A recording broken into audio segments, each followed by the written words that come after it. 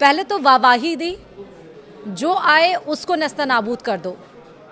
यानी हम बात कर रहे हैं ईरान, इजराइल, अमेरिका की। और ये ऑर्डर किसका था? वो अमेरिका का था। ईरान इजराइल ने इतना उत्पात मचाया, यहाँ तक उत्पात मचाया कि इजराइल ने ये नहीं सोचा कि ईरान के जिस ठिकानों पर हम बमबारी करने जा रहे हैं उसका इफ़ेक्ट क्या होगा।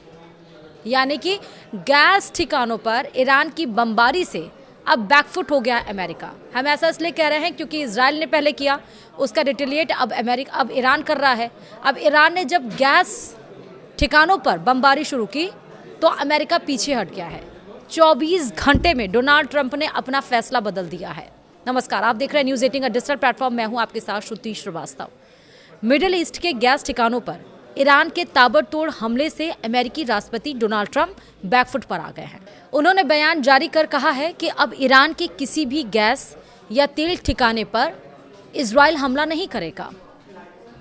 ट्रंप ने अपने बयान में इजराइल से नाराजगी भी जाहिर की। उन्होंने कहा कि मुझे इसकी जानकारी नहीं थी। ट्रंप का यह बयान ऐसे वक्त में सामने आया है जब ईरान ने मिडिल ईस्ट के 9 देशों के गैस ठिकानों पर एक साथ हमला कर दिया। रिपोर्ट के मुताबिक ईरान ने कतर के रास लाफान औद्योगिक शहर पर मिसाइल हमला किया है। यहाँ सबसे ज्यादा कतर का गैस उत्पादन होता है। कतर से दुनिया का 90% LNG सप्लाई होता है। अमेरिकी आउटलेट एक्सियोस के मुताबिक ईरान के साउथ पार्स गैस क्षेत्र पर हमले के लिए व्हाइट हाउस ने ही मंजूरी दी थी और इस हमले की जानकारी राष्ट्रपति डोनाल्ड ट्रंप को दी गई थी। इसके बाद इजरायली सेना ने ईरान के इस सबसे अहम गैस क्षेत्र पर अटैक कर दिया, जिससे कि काफ़ी नुकसान की संभावना है। साउथ पार्स को ईरान की अर्थव्यवस्था के लिए काफ़ी महत्वपूर्ण माना जाता है। हालांकि कतर पर हमले के बाद ट्रंप ने जो बयान पोस्ट किया उसमें उन्होंने साफ तौर पर कहा कि उन्हें इसके बारे में कुछ नहीं पता था। ट्रंप ने लिखा, मैं चाहता हूं कि कतर पर ईरान हमला ना करे। कतर इस मामले में निर्दोष है। अगर उस पर आगे हमला किया जाता है तो हम और मजबूत हमला करेंगे। वहीं एक्सियोस के मुताबिक ट्रंप के पलटने की एक मुख्य वजह कतर की नाराजगी है। रास लाफान पर हमले के बाद कतर के प्रधानमंत्री ने अमेरिकी दूत स्टीव विटकॉफ से संपर्क साधा।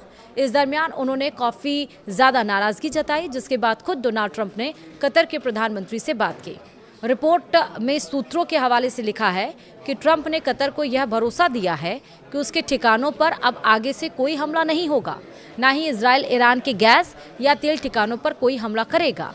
रास लाफान कतर के नॉर्थ फील्ड में स्थित एक प्रोसेसिंग यूनिट है, जहां दुनिया का सबसे ज़्यादा प्राकृतिक गैस को प्रोसेस किया जाता है।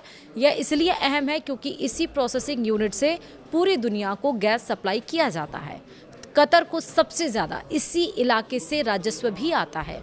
इसके ठप होने पर का मतलब है कि कतर के जरिए पूरी दुनिया को गैस सप्लाई ठप होना। कतर अमेरिका, यूरोप और एशिया के अधिकांश देशों को गैस सप्लाई करता है। इसीलिए अब ईरान जो हमले कर रहा है, गैस ठिकानों को जो टारगेट कर रहा है, 9 गैस ठिकानों को उसने टारगेट किया। उसके बाद से डोनाल्ड ट्रंप को अपने बयान अपने जो स्टेप्स हैं उसको पीछे लेना पड़ा, क्योंकि इससे अब गैस और तेलों के दाम भी बढ़ रहे हैं। आप देखिए, यूरोप में 30% 30% गैस के दाम बढ़ गए हैं। यूके में 28% गैस के दाम बढ़ गए हैं। जो हम ऑयल की बात कर रहे हैं वो 118 समथिंग डॉलर प्रति बैरल बढ़ चुका है। तेल की हम बात कर रहे हैं, तो यानी मात्र एक बार हमला और गैस और तेल की कीमतों में इतना भारी उछाल देखने को मिल रहा है। और वहीं आप देखिए, इस महायुद्ध का असर शेयर बाजार पर भी दिख रहा है। सेंसेक्स और निफ्टी दोनों धड़ाम हुए नजर आ रहे हैं। निफ्टी 800 पॉइंट नीचे लुढ़का है तो सेंसेक्स 2800 पॉइंट नीचे लुढ़कता हुआ नजर आया है।